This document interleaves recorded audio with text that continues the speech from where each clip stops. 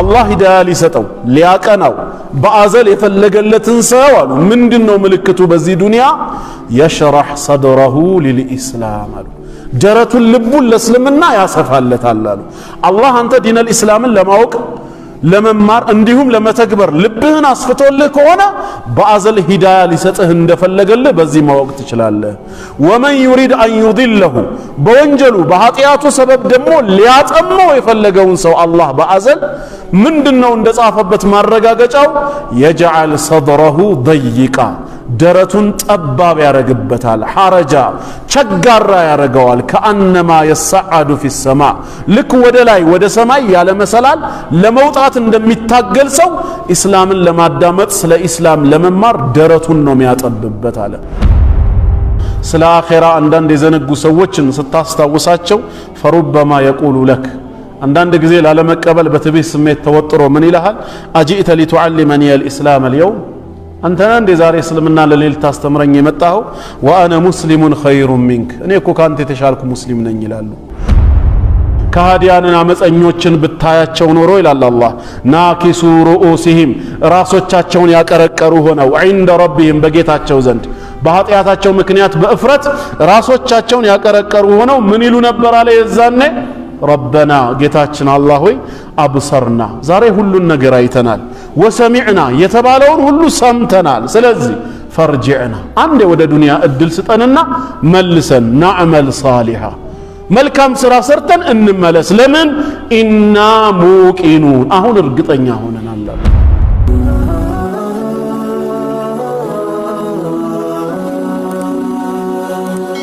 ሰብስክራይብ በማድረግ ቤተሰብ ይሁኑ። እምናያቸው ምን ሰማቸው የጦርነት ወሬዎች ግን አላህ ከጻፈልን እድሜ ላይ አንድ ቀን ሊያሳጥሩ አይችሉም። ከዚህ ሸሽተን ሰላም የሰፈነባት ሀገር እንሂድ ብለን ብንኖር አንድ ቀን መጨመር አይቻልም። ግን ለኛ ይመስለናል ጦርነቱን ሀገር ለቀን ሌላ ቦታ ስንሄድ እድሜያችን የሚጨምር ይመስለናል። የተጠራነው ወደ ሞት ቢሆንስ? ሐላባ ላይ ነበርኩኝ የ5 ቀን ኮርስ ስሰጥ አንድ ወንድሙ አግብቶ ቤቱ ራት ጠርቶን ነበር። እዛ ራት ላይ ምናቃቸው ወንድሞች ነበሩ። በንጋታው ወደ አዲስ አበባ እንሳፈራለን ብለው ተሳፈሩ። እነሱ አዲስ አበባ ሄደው ከዛ ደርሰው ሊመጡ ብዙ እቅድ አላቸው። አዲስ አበባ ሊገቡ አላባ እንግዲህ 245 ኪሎ ሜትር ነው። 50 ኪሎ ሜትር ሲቀራቸው ሌመን ላይ አላህ የጻፈው ግን አጀል ደረሰ።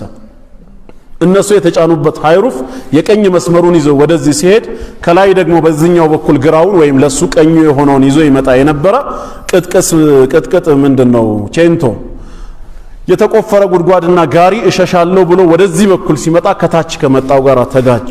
መኪናውን ለሁለት ነው የከፈለው ሰነጠቀው። ከነዛ ሰዎች የምናቃቸውም ወደ አኺራ ሄዱ። እንደውም አንዱ ሞተ የተባለው መጀመሪያ ሰዎች የተረፉበት ወንበር ላይ ነበር የተቀመጠው። መተኛት የምፈልገው እዛ ጋር ነው ብሎ ቦታ ቀይሮ በተቀመጠበት ነው ወደ አኺራ ሄደው። ለካ የቀየረው መኝታ ሳይሆን አጀሉን አላህ የጻፈለት ነው። አላህ ይቀበላቸው። አላህ ከሸሂዶች ያርጋቸው ቀብራቸውን ያስፋላቸው። እኛ እንኖራለን ብለን እናስባለን የምንሄደው ግን ወደ ሞት ነው። ያ ከሆነ ሁሌም ጭንቀታችን ለአኺራ መሆን አለበት። ስለ ኢማን የሚነግረንን ሰው መውደድ አለብን። እስላምን ለመማር ደረታችንን ማስፋት አለብን። በወቅታዊ ጉዳዮች ላይ ኮአክቲቭ እንደምንሆነው ሁላ እሺ በዲናችን ጉዳዮች መቼ ነው ንቁ ተሳታፊ የምንሆነው? ለምን ያ አይሆንም? ስለ ኳስ በጣም እናቃለን ዓሊሞች ነን የሚቀድመን እኮ የለም። ያለፈው አመት የ2021 አልቆ 2022 ከተጀመረ መቼ እንደተጀመረ እናቃለን። ማን ከማን ጋር ግጥሚያ እንዳለው ሙሉ አመታዊ ሪፖርቱ ደርሶናል። ይሄን ሁሉ ኢንፎርሜሽን ያለን ሰዎች ነን። ስለ ዲን ትምህርት አለ ሲባል ግን ብዙ ሰዎች ለምንድን ነው የሚቀሩት? አላህ ያብጀን፣ አላህ ያስተካክለን። ይሄ ቀልባቸው የተስተካከሉ ሰዎች መለያ እንደሚሆን ምንድነው ማረጋገጫው ሲሉ ሱረቱል አንዓም ቁጥር 125ን ሸይኹ አቀረቡ። አላህ ምን ይላል? ፈመን يريد الله ان يهديه ምልክቱን ነው የሚነግሩን። አላህ ሂዳያ ሊሰጠው ሊያቀናው በአዘል የፈለገለትን ሰው አሉ ምንድነው ምልክቱ በዚህ ዱንያ يشرح صدره للاسلام አሉ ደረቱን ልቡን ለእስልምና ያሰፋለታል አሉ። አላህ አንተ ዲን الاسلامን ለማወቅ ለመማር እንዲሁም ለመተግበር ልብህን አስፍቶልህ ከሆነ በአዘል ሂዳያ ሊሰጥህ እንደፈለገልህ በዚህ ማወቅ ትችላለህ። ወመን يريد ان يضله በወንጀሉ በኃጢያቱ ሰበብ ደግሞ ሊያጠመው የፈለገውን ሰው አላህ በአዘል ምንድነው እንደጻፈበት ማረጋገጫው يجعل صدره ضيقا ደረቱን ጠባብ ያረግበታል ሐረጃ ቸጋራ ያረገዋል ከአንማ يصعد في السماء ልክ ወደ ላይ ወደ ሰማይ ያለ መሰላል ለመውጣት እንደሚታገል ሰው እስላምን ለማዳመጥ ስለ እስላም ለመማር ደረቱን ነው የሚያጠብበት አለ ምክንያቱ ምንድነው የሰውየው ወንጀል ነው ስለዚህ እኛም ዛሬ አላህ ምን ያህል ወፍቆናል ስለ እስላም ለመስማት ያወቅነውንም ለማስተማር ስለ እስላምና ስለ ሙስሊሞች ወቅታዊ ሁኔታ ሲነገር ጉጉታ አለን ወይ ለመስማት ለዛ ነገር ዝግጁ ነን ወይ በዛ መምራት እንችላለን ዝግጁ ከሆነን ሁሌም ሐሳብ ጭንቀታችን የኡማው ነገር የኛም የግል ጉዳይ ከሆነ አልহামዱሊላህ ምልክቱ እየታየ ነው ማለት ነው ካልሆነ ግን የእስላም ነገር የሚጨንቀን ብዙ መስማት ማንፈልግ ከሆነ የሆነ ትርፍ ጊዜ ብቻ መሄጃ ስናጣ ጊዜ ለማሳለፍ የምንለው ከሆነ አደጋ ላይ ወድቀናል ዋና ህይወታችን ይሄ ነውና ማለት ነው ግልጽ ነው ስለዚህ ያንን ልናደርግ ይገባናል ነው ቀልባቸው በሽተኛ የሆኑ ሰዎች ሐቅ ሲመጣላቸው አይወዱም ሐቅን ይጠላሉ ነው በል ጃአሁም ቢልሐቅ ወአክثرهم للحق ካሪሁን እውነቱን ይዞላቸው ነበር መልእክተኛው የመጣው እነሱ ግን አብዛኛዎቹ እውነትን የሚጠሉ በመሆናቸው ነው ሶስተኛው ቀልባቸው የተስተካከለ ሰዎች መለያቸው ምንድነው ኢጃበቱ ዳዕወት الإيمان وحب الازدياد منه ወደ ኢማን የሚጣሩ ሰዎችን እሺ ብለው ይቀበላሉ ኢማናቸው በየጊዜው እንዲያድግ እንዲጨምርም ፍቅርና ጉጉቱ ይኖራቸዋል ነው ይሄ ቀልቡ የተስተካከለ ሰው ነው ለዚህም ማረጋገጫው ቀልባቸው የተስተካከሉ ሰዎች በሱረቱ አሊ ኢምራን ቁጥር 193 ላይ አላህ ስለነሱ ሲነግረን እንዲህ ይላሉ አለ ረበና ጌታችን አላህ ሆይ ኢነና ሰሚዕና ሙናዲያን እኛ አንድን ሰባኪ ወይም አንድን ተጣሪ ሰማነው ዩናዲ ሊልኢማን ወደ ኢማን ጎዳና ሲጣራ ምን በማለት አን አሚኑ ቢረቢኩም በጌታችሁ በአላህ መኑ በማለት ሲጣራ ሰማነው እኛም ተቀበልነውና ፈአመና በዚህ ጌታ አመንን በማመናችንም ሰበብ ረበና ጌታችን አላህ ሆይ ፈግፊር ለና ذنوبنا ወንጀሎቻችንን ለኛ ማርልን ወከፍር عنا سيئاتنا ኃጢያቶቻችንን ከኛ ላይ አብስልን ወተወፈና مع الابرار ከደጋግ ባሪያዎችህም ጋራ ግደለን ውሰደን በማለት ይጠይቃሉ ይለምናሉ እነማን ቀልባቸው የተስተካከሉ ሰዎች ወደ ኢማን የሚጣራን ሰው ይፈልጋሉ ባገኙበት ቦታ ያዳምጣሉ ጥሪውን ተቀብለው ደግሞ ያንን ነገር በልቦናቸው ያኖራሉ ማለት ነው ሙናፊቆች ከሆኑ ግን ያሾፋሉ ከመስመር ይወጣሉ ቀልባቸው የታመሙ ሰዎች አላህ ምን ይላል ወኢዛ ማ ኡንዚለት ሱረቱን ይላል ከጌታ አላህ ዘንድ አንድ ሱራ በወረደ ጊዜ فمنهم من يقول ከመናፍቃን መካከል የሚላል አዩኩም ዛደትሁ هذه ኢማና እያሾፉ ያላገጡ አሁን የወረደው ሱራ እስቲ ከናንተ ውስጥ ማንኛው ነው ኢማኑ የጨመረለት ይላል الله من قال فأما الذين آمنوا فزادتهم إيمانا እነዛማ ያመኑ ሰዎች ኢማንን ጨመረላቸው وهم يستبشرون መልካም የምስራችን የሚገላለጹ ሲሆኑ وأما الذين في قلوبهم مرض በልቦናቸው ግን በሽታ ላለባቸው ሰዎች ምንድነው የጨመረው فزادتهم رجسا إلى رجسهم በርክሰታቸው ላይ እርክሰትን በኩፍራቸው ላይ ሌላ ኩፍር እንጂ አልጨመረላቸውም ቁርአኑ የወረደው አንድ ነው ስራው ግን ሁለት አይነት ነው ለተቀበሉት ላመኑበት ኢማንን ሲጨምርላቸው ላላገጡበትና ለካዱት ደግሞ ክህደትን ይጨምርባቸዋል ማለት ነው ስለዚህ እኛ ቁርአን በሚነበብልን የቁርአን ትምህርት በሚሰጠን ጊዜ ውስጣችን የመቀበሉ ነገር ከየትኛው ግሩፕ ነው ይሄንኑ ማየት አለብን ማለት ነው ሌላው አራተኛ አሁንም ቀልቡ የተስተካከለው ሰው መለያው ምንድነው አተዘኩር ማስታወስ በረሳውና በተሳሳተው ነገር ላይ አለመዘውተር አስተዋሽ ያገኘ ጊዜ ወደ ትክክለኛ ባህሪው መመለስ ይሄ ቀልቡ የተስተካከለ ሰው መለያው ነው ወልኢንሳኑ ينسى ሰው በባህሪው ይረሳል ወላኪን صاحبul ቀልቢ ሰሊም ቀልቡ ሰላማዊ የሆነ ሰው ግን ምንድነው መለያው ቢረሳም የተዘከር የረሳውን ነገር ወዲያው ያስታውሳል فيبصر ይመለከታል ولا يعمى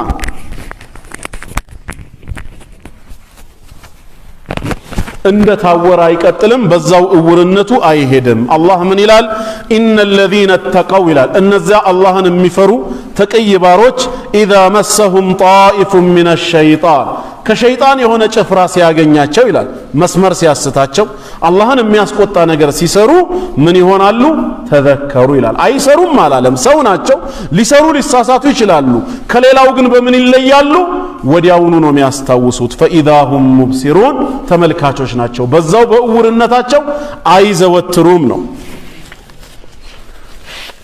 لذلك شرع الله التذكير لذيهم نو الله ماستاوسن مغسصن يدنگگو بقالو معناتنو بليلا سفر الله من يلال وذكر فإن الذكرى تنفع المؤمنين استاوس يانت ماستاوس امانيوچن يتقماچواልና بليلام سفر من يلال الله فذكر إن نفعت الذكرى አስታዋሽ ጠቃሚ በሆነበት ስፍራ ሁሉ አስታውስ ብሎ ጌታችን አላህ ደንግጓል ለምን ሰየዘከሩ መን ይኽሻ አላህን የሚፈራ የሆነ ሰው ባንተ ማስታወስ ይገሰጻል ይመለሳል ግን ልቡ የተበላሸውስ ወየተጀነቡሃ አልአሽቃ እድለቢሱ ሰውማ ካንተ ማስታወስ ይርቃል ጀርባ ይሰጣል الذي يصل النار الكبرى ታላቂቷን እሳት የሚገባ የሆነ ሰው ثم لا يموت فيها ولا يحيا ሕያው ሆኖም በሰላም አይኖርም ወይም ሞቶ ቅጣቱንም አይገላገልም እንዲህ አይነት ነገር ይጠብቀዋል ነው ቀልባቸው ትክክለኛ የሆኑ ሰዎች ሁሌም ስታስታውሳቸው ዝግጁ ናቸው ነገር ግን አማ አህሉል ቁሉብ السقيمة ቀልቡ የታመመ ሰው መለያው ፈተራሁም في غفلة لا يؤمنون እዛው ዝንጋቴ ላይ ሆነው ሳያምኑ ሞት ይደርስባቸዋል ቂያማ ይቆምባቸዋል አላህም ምን አለ ወአንዚርሁም ኮዲሁ አስጠንቅቃቸው يوم الحسرة ያን የቁጭቱ ቀን ነገ ቁጭት ከመምጣቱ በፊት ዛሬውኑ አስጠንቅቃቸው اذ قضي الامر ነገሩ ሁሉ ከተፈረደ ከተወሰነ በኋላ وهم في غفلة وهم لا يؤمنون በዛው ዝንጋቴያቸው ላይ ሆነው ሳያምኑ ወደኔ ከመምጣታቸው በፊት ዛሬ በዱንያ ጉዳይ ዱንያ ላይ ይያሉ አስታውስ ገስጽ ነው የሚለው ሸይኹ ምን አለው አያይዘው فإن ذكرت بعض الغافلين عن الآخرة ስለ አኺራ አንዳንድ የዘነጉ ሰዎችን ስታስታውሳቸው فربما يقول لك አንዳንድ ጊዜ ላለመቀበል በትዕቢት ስሜት ተወጥሮ ምን ይልሃል أجئت لتعلمني الإسلام اليوم አንተ እንደ ዛሬ እስልምና ለሌል ታስተምረኝ የመጣው وانا مسلم خير منك እኔ እኮ ካንተ የተሻልኩ ሙስሊም ነኝ ይላሉ መሆን ከነበረበት ካንተ የተሻሉ ትክክለኛ ሙስሊሞች ከሆኑ ያንተን ተዝኪራ ያንተን ማስታወሻ አይተው መቀበል አለባቸው እንጂ እንዴት በንቀት አይን ትላንትና የመጣችሁ እናንተ እንዴት ዲኑን ታስተምሩናላችሁ ሚል አባባል አለ ይሄ ስህተት ነው ትላንት የመጣ ሰው ወይ ከትላንት ወዲያ የመጣ ሳይሆን ምንድነው እየተናገሩ ያሉት እያስተማሩ ያሉት የአላህን ቃል ነው የረሱል ሰለላሁ ዐለይሂ ወሰለም ሐዲስ ነው ያ ከሆነ ትላንት ከመጣ ሰው አይደለም ዛሬም ከመጣ ሰው ልንቀበል ግድ ነው ነብያችን አለይሂ ሰላቱ ወሰለም አይሁዱ የተናገረው ንግግር እውነት በመሆኑ ተቀበለውታል አጽድቀውለታል ነብያችን አለይሂ ሰላቱ ወሰለም ዘንድ መጥቶ ሰሃቦችን ነው የወቀሳቸው إنكم لأنتم القوم ነው ያለው መጀመሪያ እናንተኮ ምንኛ ያማራችሁ መልካም ህዝቦች ናችሁ لولا أنكم تشركون بالله በአላህ ታጋራላችሁ እንጂ አለ አስደንጋጭ ንግግር ነው ግን ምንድን ነበር ያጋሩ የነበረው የአላህን ፍቃድ ከፍጡር ፍቃድ ጋራ የአላህን እርዳታ ከፍጡር እርዳታ ጋራ እና በሚለው በዋውል አጥፍ አያይዘው ይናገሩ ነበር ልክ ዛሬኛ እንደምንለው ተቸግረናል መድረሻ አተናል አላህና እናንተ ካረዳችሁን መውጫ ቀዳዳ የለንም ይላል አይባልም ስተት ነው አላህ ካረዳኝ ከዚያም እናንተ ሰበብ ካልሆናችሁኝ ብሎ የሰበቡን ደረጃ ዝቅ አድርጎ ከዚያም በሚለው ቃል መናገር ሲገባው አላህና እናንተ ብሎ የአላህን ረጅነት ከሰዎቹ እርዳታ ጋር አጣምሮ ነው የሚያመጣው እና በሚለው ቃል የማጣመር ሽርክን ሰሃቦች ይተቀሙ ስለነበር ያ አይሁዲው ሲናገር ነብያችን ሰለላሁ ዐለይሂ ወሰለም ከዚህ በኋላ እንዳትሉ ብለው ለሰሃቦች መከሩ እንዴት ከአይሁድ ይሄን ምክር እንሰማለን አላሉ ምን አገባህ አንተ ዞር በል አላሉ ዛሬም ትላንት የመጣችሁ ወይ እንትኖች ዋሃቢዮች ከመባል ይልቅ ሚናገሩት ንግግር ከቁርአንና ከሐዲስ የገጠመ ነው ከትክክለኛው የእስላም አስተምሮ ያልወጣ ነው ያ ከሆነ ለሐቅ ክብር ሲባል ነው የምንቀበለው ለሰውየው አይደለም ከሐቅ ካልገጠመ ለምን የራሳችን ዘመድ ወይ ወላጅ አባት አይሆንም መቀበል የለብንም ሐቅ ከምንም በላይ ለኛ አስፈላጊ ነውና ማስታወስ ቀልቡ የተስተካከለ ሰው ባህሪው ነው ሲያስታውሱትም ይመለሳል አምስተኛ ደግሞ አልየቂን በእምነታችን በዒባዳችን በዲናችን ፍጹም እርግጠኝነት አለመወላወል በጥርጣሬ አለመመላለስ አቋማችን የጸና መሆን አለበት ቀልቡ የተስተካከለ ሰው የቂን አለው በእምነቱ ነው ያው የቂን 3 ደረጃ እንዳለው እናውቃለን የመጀመሪያው የቂን ወይም እርግጠኝነት በእውቀት በትምህርት የምንቀስመው ነው። ሁለተኛ ደግሞ ያ የተማርነውን ያወቅነውን ወይም የተነገረንን ነገር በአይን አይተን በማየት ስናረጋግጠው ነው። ሶስተኛ ደግሞ ከማየትም በላይ ምን የቂን አለ? ከስሜት ዋሳታችን ጋር ሲቀላቀል ምንም ጥርጥር የሌለበት እንከን የሌለው የቂን ደረጃ እንደርሳለን። ግልጽ ነው። ኢማም ኢብኑል ቀይም ረሂመሁላህ በምሳሌ ስለገለጹት ነው። ይሄንን አንድ ወዳጅህ በፍጹም አይዋሽም ብለህ የምታምነው ሰው ቤቴ ማር አምጥቻለሁ የመቀሌ ነጭ ማር አለኝ ብሎ ቢነግርህ ያው ነጭ ማር ስለምወድ ነው እኔ ታምነዋለህ።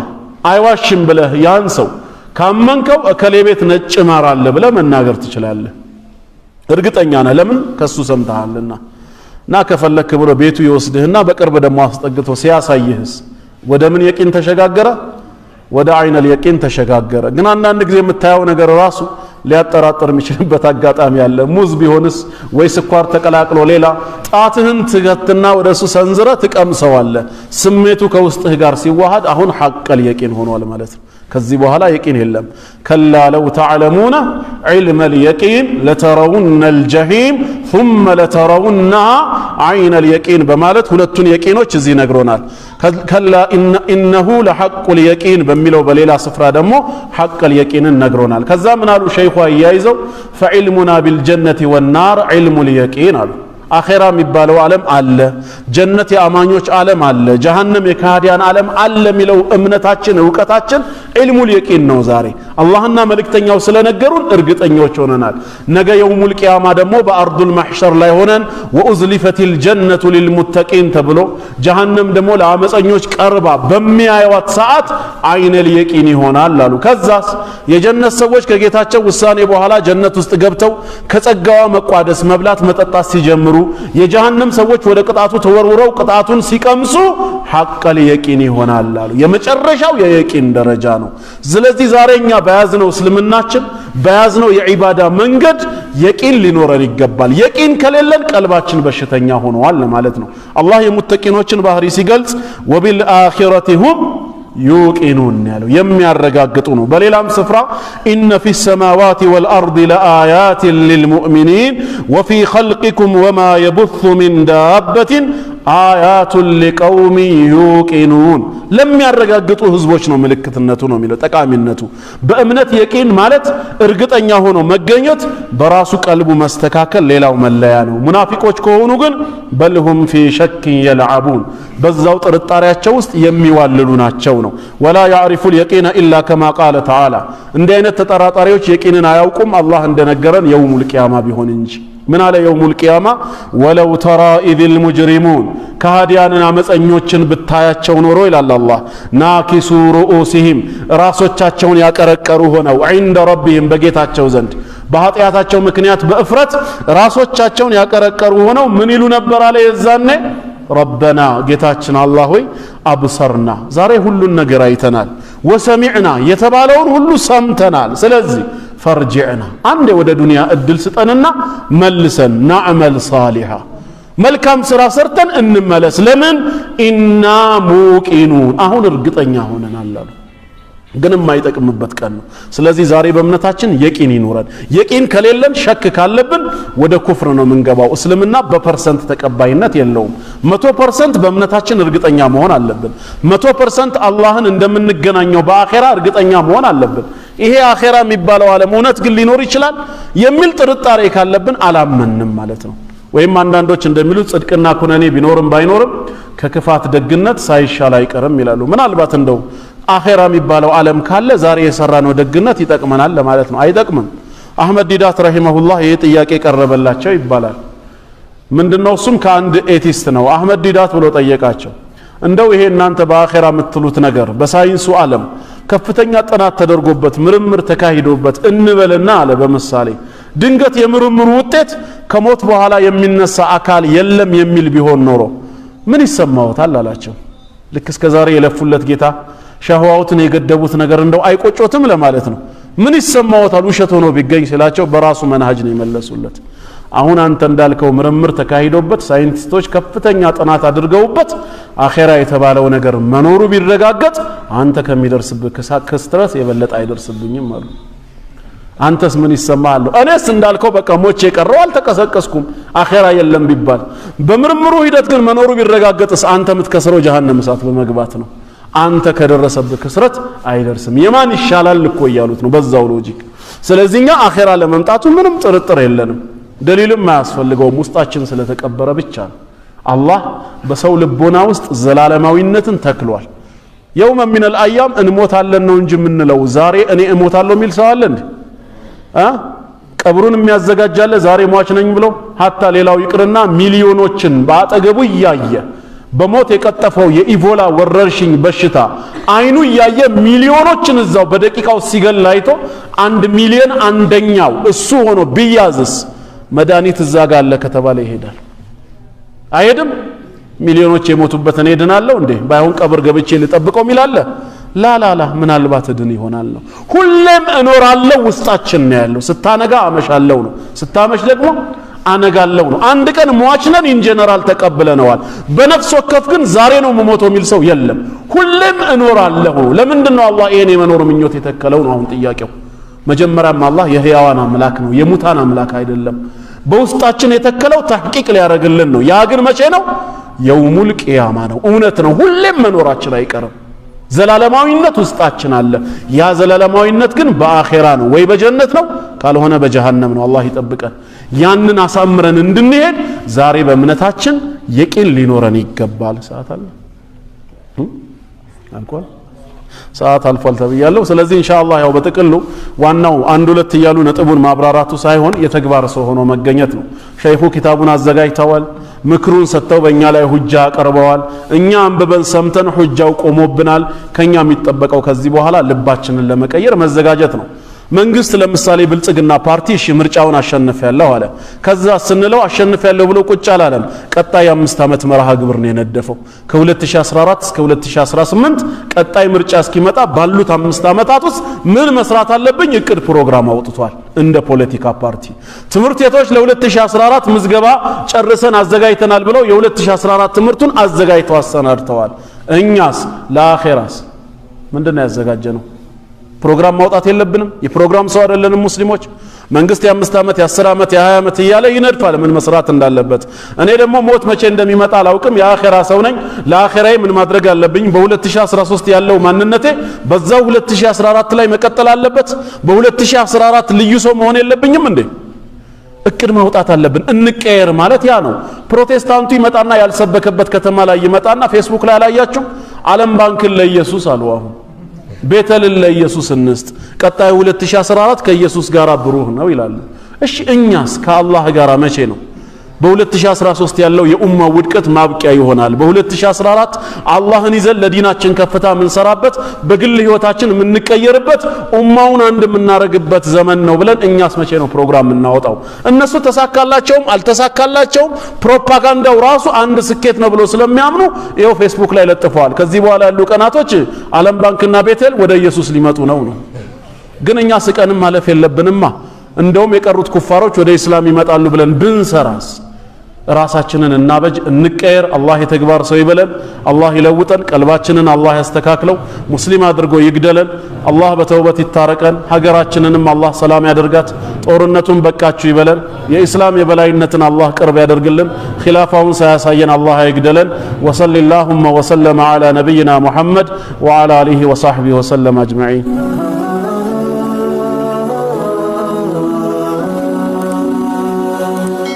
ሰብስክራይብ በማድረግ ቤተሰብ ይሁኑ።